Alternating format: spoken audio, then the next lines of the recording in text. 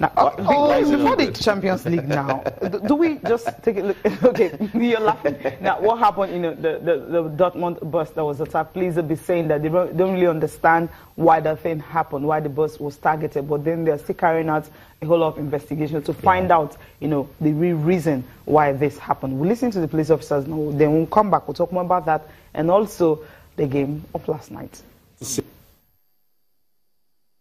That we had to assume, and we assumed from the start, that the blast in Dortmund was a targeted attack on the Borussia Dortmund team. That is why we immediately activated the emergency plan to put all available police forces on duty. At the present, it remains unclear what the real background of the attack is. We have to consider every option, and we have therefore deployed all forces we had prepared in case of emergency. It follows a set plan that we prepared for.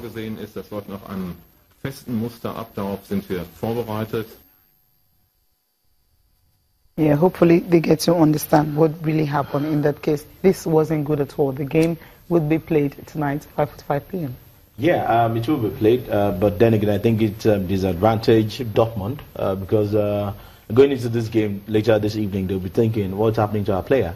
So that's advantage Monaco? Not really advantage Monaco, because when you think of security as well, even the Monaco guys will be thinking, are we safe enough to actually go ahead and play this game? So, but hey, I don't understand, I mean, just like the police said in that clip we just saw, yes, why the attack was carried out. It was actually 3 explosions. 3? About 10 kilometers away from the ground. So we really do, because if that happened inside the stadium or just around the stadium, I mean, we would have. It's the game itself. It's the game itself. So 10 kilometers is quite a distance. Yes. We don't know why yet. Hopefully they will get that, before the game kicks off. But at least for some of the fans that have gotten tickets and all that were asked to leave yesterday, hopefully they will be brave enough and courageous enough, to go and still watch good football tonight.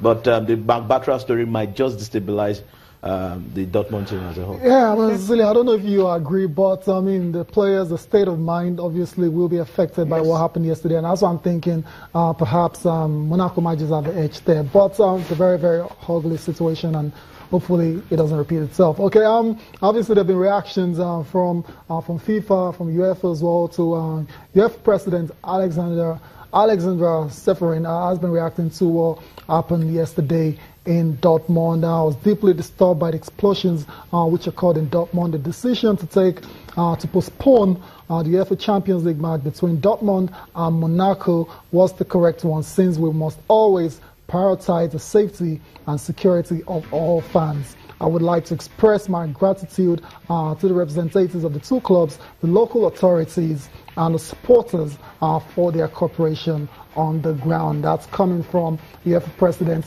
Alexander Seferin.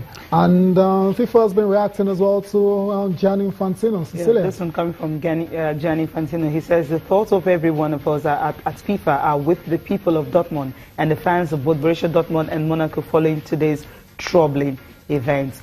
He went further to say that we are closely monitoring the condition of the players, talking about Marc Bartra, and wish him a speedy recovery from his injuries. And also FIFA condemned the incident in Dortmund, where we are all awaiting further details of the incident. Same here, we just want to know what happened, why the bus was attacked. But then police have actually given us a hint that the bus was actually targeted, and that's the reason it happened. Yeah, they just don't know why. They just don't know why it happened. The motives unclear. The motives, it's not clear. I don't think they're ruling out terrorist attack at this particular point in time. So there's still more discoveries will still come up. Now, the game of last night, Barcelona losing 3-0. I mean, if you take a look at the stats of Juventus this season, it tells you a whole lot that Barcelona should have understood that going to that stadium, that's a team that considered just 2 goals in the Champions League this season at home. Now, Juve are unbeaten in their last 18 Champions League home games. I'm sure Enrique didn't know this. They've won 11 and they've drawn 7. The longest ever run without a defeat in the competition on home soil. And another one is their last home defeat in the competition was against Bayern Munich. That was in April 2013, 2-0 loss. And they've won 16 successive home matches in all competitions, and they are beaten in 48 games. They've won 42 and they've drawn 6.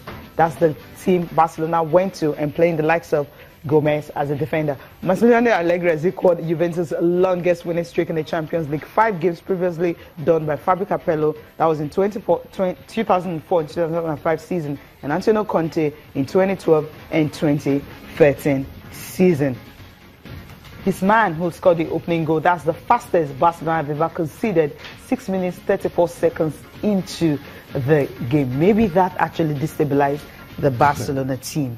And for Barcelona, another ugly record. They've lost 4 of their past 5 Champions League away games in the knockout stages. They've won just 1, losing, in fact, no draws, but losing 4, conceding 12 goals in these competitions, in this game. So a whole lot happened in that game. What happened to Barcelona?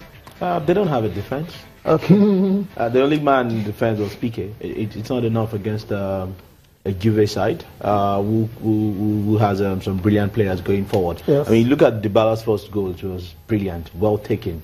Left everybody, you know, in 5 and 6s, looking at themselves. And I think if Barca had scored yesterday anyway, could have changed the whole stats, game, you know, completion of the game that was in favor of Juventus. They had more ball possession, 65, 35, 60, 40, 70, 30. So I think it was just one of those nights, you know, for Barcelona. Juventus were the better side.